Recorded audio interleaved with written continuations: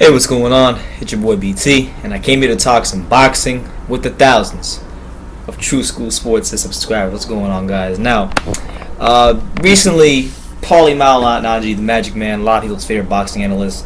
I actually got to interview him recently, but anyway, he did an interview with FightHype.com and basically went off about, Demetrius Andrade, arguably, in my personal opinion, and in opinions of many people in boxing, he's probably the best fighter at 154 pounds, and Paulie brought some good points. So I'm gonna play you guys a video, and we're gonna dissect from there. He pretty much goes into about how the business of boxing has pretty much messed up this guy's career. So I'm gonna play the audio. We'll go from there. Here's what Paulie had to say. Paulie, last thing, Demetrius Andrade was here earlier. Yeah, and he feels you should be in the mix with the Canelos and the Charlos. He should. He's he's a product of this shitty business, and there's not a lot of marketing in boxing a lot of times, and a lot of these promoters are lazy. A lot of people on his team, I don't think do the job right for him, and they don't get his name out there enough. Demetrius does his job every time he goes out there, and that's fight, and fight very well, and looks spectacular in doing so every time. And he needs a team around him that does the same job and has the same passion for him as he has for his own training and his own fighting. This is a guy that, when I saw him at 17 years old, I felt like he would be a surefire Hall of Famer one day, and he continues to show me that. But unfortunately, if they don't raise his profile, if they don't raise his name and get him the big fights and get him the big opportunities and even make him a household name, they're going to waste all that talent, and they're not even going to let him be a Hall of Famer. It's a joke, man. That's why the Boxing Hall of Fame to a degree is almost comical at times, because you don't always get in there just because you might be the best. You need everybody's help to push you forward and then get you the big fights and get you the marketing and get you the notoriety. And Demetrius Andrade right now is not getting that, and I'd like to see that. He told me he'd move up to 160 and he'd fight Triple G. Because that's the position they put you in at a certain point. You cannot get fights. You cannot get dates. You cannot get anything. You know what I'm saying? So you start getting put into a tough position behind the 8 ball where you just got to take the toughest guys who nobody wants to fight because you have no other choice. Trust me, I've been there. Believe me. You know what I'm saying? So you end up saying, okay, I got to eat. How do I make the most money I can right now? Because I'm not going to be able to just work my way and build up my profile as a star by just getting consistent fights, consistent big fights. I got to try to be an opponent for some of these guys and hopefully pull the upset here and there. And that's what he's starting to realize that and starting to try to pull that card, because that's the last card you have left. When you're in that position, the last and only card you have left is to do that. And not to say he doesn't have the skills to do it, but it's going to be very difficult. All right, number one pound fighter right now? Andre Woods. No doubt. Calm down. We're gonna pause it right there. So, Demetrius Andrade. A lot of things Paulie said were very interesting. We'll start with the first thing he said. He said that a lot of promoters in boxing can be very lazy, and I gotta agree with him 100%, because when it comes to these promoters, look, you got to look at it like this. And this is why I give Tom Loeffler, K2 Promotions, the people who have been building up Triple G, a lot of credit, because Triple G is not like one of them guys where you have a built-in fan base. They put the work in. He's fought in New York. He's fought in LA. He's fought in different places in the UK, and they've made him a household name. Or they've been taking the steps to make him a household name. So they get credit. But I'm saying with a lot of these promoters, they want someone who's it's one of two or three things. They either want the Olympic gold medalist or Olympic silver medalist, someone who has medal in the Olympics. So they want the Olympic medalist.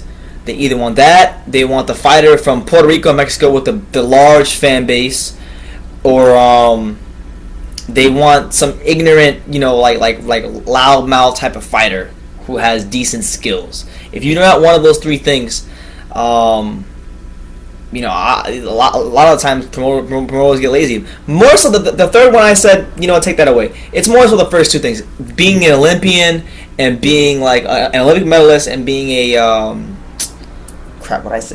or Puerto Rican or Mexican fighter with a built-in fan base. If you're not one of those two things, in this day in boxing, promoters don't put the work in to really promote you. And I feel that with Andrade, that's been the case. Rock Nation screwed up his career. This guy should have been one of the top 10 best fighters in boxing. And honestly, forget resumes for a second. If you look at the skill set of Demetrius Andrade, I feel like you could make the case that he's probably one of the top 10 or 15 best fighters in boxing, but he just hasn't had the chance to put that on display against the best fighters because of promotional issues and certain dudes not wanting to fight him. So now he's in a position now where he's calling out the Charlo, he's calling out all these guys in the weight class to fight him, and he's 29 years old, I believe. So he's at that point in his career where it's like, okay, it's either now or never. You got to get the big fights, and you got to pretty much, put the world on notice that you're a great talent. For those that don't know, so Paulie raised a lot of good points, and I even piggyback more off what he said. When he was talking about the Boxing Hall of Fame and saying that like the Boxing Hall of Fame is almost kind of a joke sometimes because some of the most skilled fighters in the world don't even get a chance to prove themselves on the big stage against the guys they should fight because of promotional issues or stuff that goes on behind the scenes that prevents them from getting in the ring to prove themselves. So a lot of points, but I would say that go back. I want you guys. I want everybody out there who claims to follow this sport. I want everybody out there to go when they get a chance after you watch this video. Go watch the Demetrius Andrade versus Willie Nelson fight that happened last year. I watched a lot of boxing this year. I watched a lot of boxing year round. From Showbox to the big cards to Unamas cards to everything in between. Very few fighters displayed like the nuances that makes fighters great, more so than Demetrius Andrade in that fight against Willie Nelson. Like he was staying there in the pocket, he was slipping shots, he was countering, always in position to hit, to defend himself, and then always in position to hit without getting hit, but still make his opponent pay for every little mistake that he made. Very few fighters were doing it like Demetrius Andrade in that fight. And you could say, well, the opponent or whatnot, but Willie Nelson has been a guy in his career to make fighters who were top level prospects or maybe in some cases top level 154 pounders. He's upset them on many occasions. Go back and watch his fight with Tony Harrison. So Andrade took Willie Nelson, a guy with a respectable name in the division, and he reduced him to look like a D or F level fighter that night.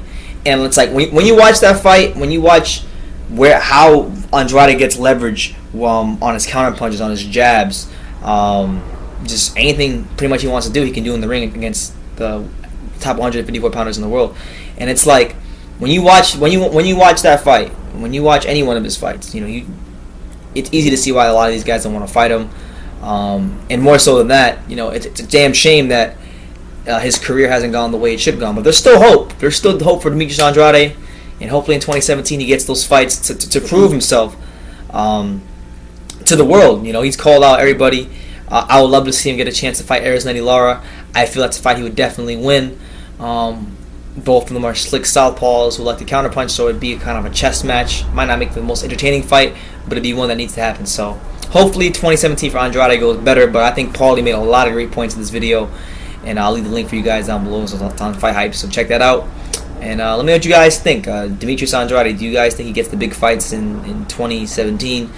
Do you see him as, just from a skill standpoint, do you guys out there think that he's the best at 154? I personally do. I know there's a lot of people that also believe the same thing. So let me know in the comments down below. Take the time to subscribe, and you can love me or you can hate me, but I'm just a kid from Daniel. So until next time, take care, guys.